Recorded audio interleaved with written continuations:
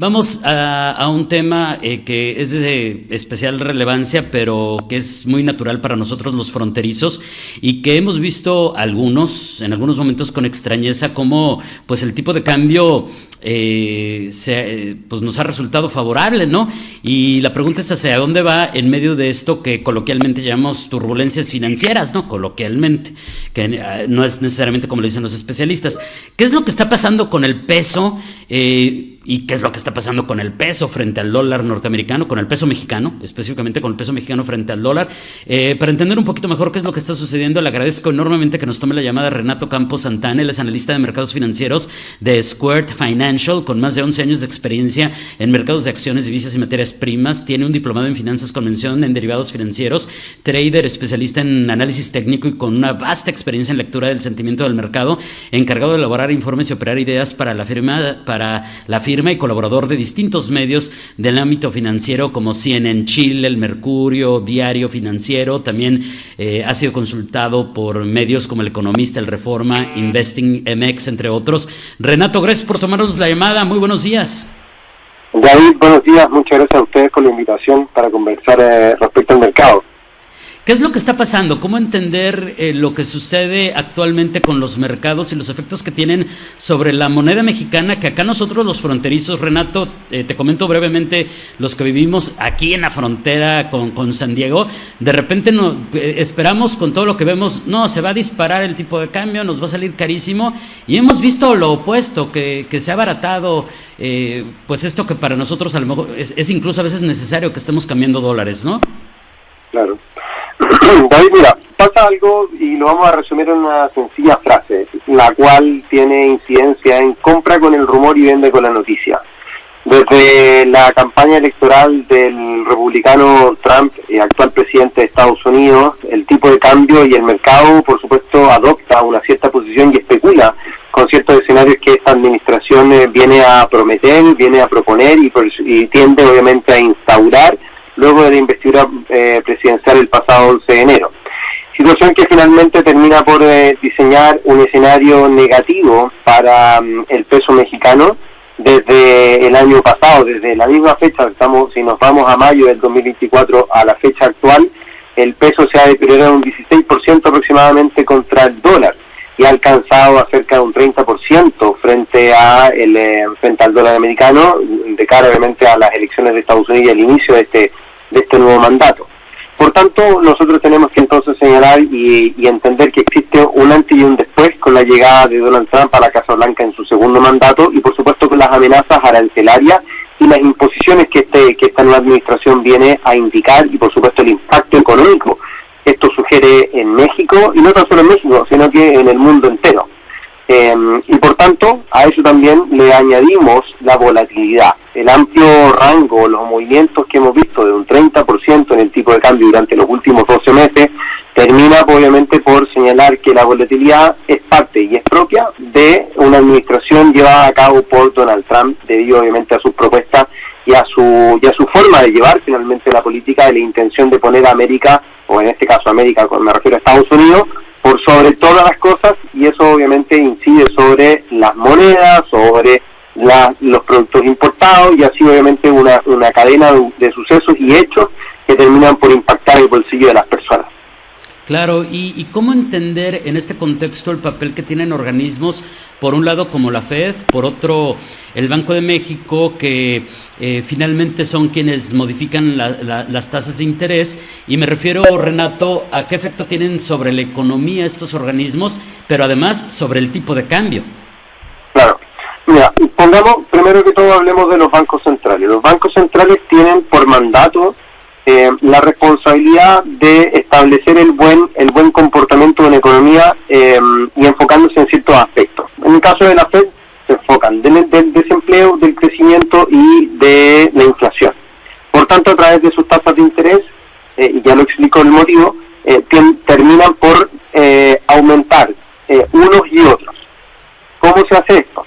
Finalmente, las tasas de interés, que suban o bajen, terminan por incidir finalmente en el coste del dinero. Si las tasas de interés suben en Estados Unidos o suben en otro banco central en México, termina significando que el endeudarse es más caro.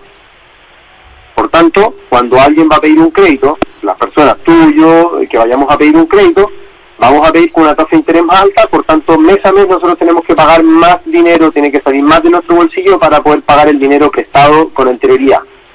En cambio, cuando las tasas son más bajas, eso permite que endeudarse sea mucho más barato. O sea, significa que yo pago menos interés por la deuda que tomé con el banco, por decirlo de una forma bastante peyorativa y bastante simple. Entonces, al tener tasas de interés bajas, la gente, el mainstream, la gente de a pie, las empresas en general, asume mayores riesgos endeudándose para poder hacer crecer finalmente su negocio. Dice, bueno, vamos a endeudarnos a un menor costo para poder tener efectivo y, por ejemplo, llevar a cabo ciertos proyectos. Entonces, esos proyectos significan que, por ejemplo, una constructora va a construir, va a demandar gente, trabajadores, por tanto, esa mano de obra va a haber mayores puestos de empleo, la gente va a comenzar a percibir más dinero y, por tanto, esa gente va a comenzar a consumir. Entonces, se da una cadena de sucesos para que la economía crezca al recortar las tasas de interés. Pero al mismo tiempo, eso significa que si esos recortes de tasas de interés son muy agresivos, significa que ahora el dinero está muy disponible para todos, porque el dinero finalmente comienza a ser mucho más barato de poder adquirirlo. Por tanto, el valor del dinero termina por disminuir. Y al disminuir el valor del dinero, termina valiendo menos el dólar frente a otras monedas. ¿Se entiende? Sí, claro. Digo, al final, por lo menos en términos generales y llanos, cuando disminuyen las tasas de interés, vamos generalmente a ver cosas buenas en materia económica. Ahora, hay un tema, Renato, que también nos llama mucho la atención. Tú sabes que la economía mexicana se sostiene principalmente por el petróleo y por las remesas, casi por partes iguales, y en algunos momentos uno se va a primer lugar y en unos momentos el otro, ¿no? Y entonces cuando se vienen avisos como estos que genera Donald Trump y que y que nos comentabas al inicio de la plática, se vienen avisos como que le va a poner un impuesto adicional a las remesas. ¿Eso qué tipo de efecto podría tener en un país como México que depende tanto de las remesas? Finalmente terminan por coartar la posibilidad de negocios finalmente y de determinar un mayor costo, y eso termina incidiendo en el dinamismo, en el desarrollo finalmente, en encarecimiento en diversas materias, y por tanto la competitividad en términos económicos de México termina por disminuir.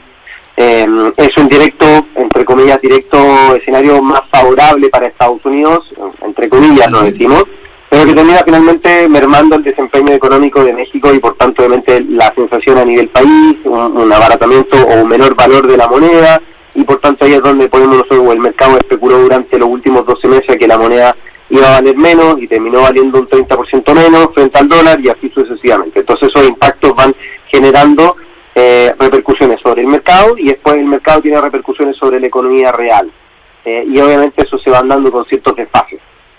Claro. Ahora, nos quedan ya escasos 2 minutitos, Renato, y sé que aunque esto es muy dinámico, las variables son a veces muy numerosas, pero sobre todo dinámicas, muy cambiantes, ¿habría manera de hacer una proyección desde Squared Financial, tú como experto y analista de mercados financieros, habría manera de hacer una proyección de qué va a pasar con el tipo de cambio peso mexicano, dólar norteamericano, conforme avance el año? Porque pues muchos aquí estaríamos contentos de que siguiera bajando, pero también entendemos que esto es complejo, ¿no? Uh-huh. Mira, el escenario en términos generales hoy se ha vuelto más favorable para el peso, teniendo una cierta tregua comercial por parte de Estados Unidos con sus socios el día de hoy, y con México ha sido bastante favorable de alguna u otra forma. Uno podría entender que esto termina por favorecer al peso mexicano. Ahora, las cifras macroeconómicas en Estados Unidos, sobre todo, por ejemplo, la del día de hoy, la de confianza del consumidor del The Conference Board, que es un indicador adelantado del desempeño de la economía, se aleja bastante de los temores de recesión. Entonces uno puede interpretar como que es algo positivo para el dólar. Pero no todo termina ahí. Hoy en día, los factores fiscales o los desafíos fiscales que se intensifican, las tasas de interés elevadas y los riesgos geopolíticos en curso, podrían terminar por dañar al dólar a nivel internacional, y eso permitir que las monedas más riesgosas, como el peso mexicano, en este proceso también de recuperación económica, en donde vemos que las ventas minoristas han tendido a aumentar han tendido a mejorar durante los últimos 12 meses, hasta un 4% en su último registro. La tasa de desempleo cae hasta un 2,2% también. Tenemos una inflación por debajo del 4% en México.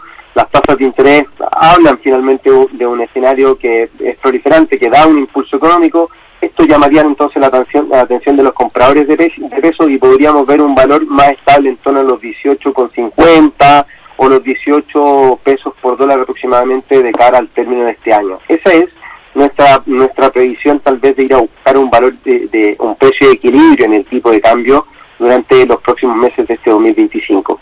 Bueno, eso pueden ser muy buenas noticias para muchos, aunque por ejemplo los que tienen sus salarios indexados a dólar en esta frontera a lo mejor no van a estar tan contentos con esta proyección. Renato, muchísimas gracias por este tiempo, gracias por ayudarnos a entender mejor lo que está pasando. ¿Algo que agregar antes de despedirnos? ¿Algo que nos haya faltado decir o algo a manera de conclusión? No, la verdad que el mercado es dinámico y hay que estar informado todos los días, así que los invito obviamente a seguir pendientes a nuestros comentarios y por supuesto nuestro análisis para estar informados y tomar mejores decisiones de inversión finalmente. Muchísimas gracias, Renato, un abrazo a la distancia, buen día. Gracias a ustedes por el tiempo, un abrazo gigante.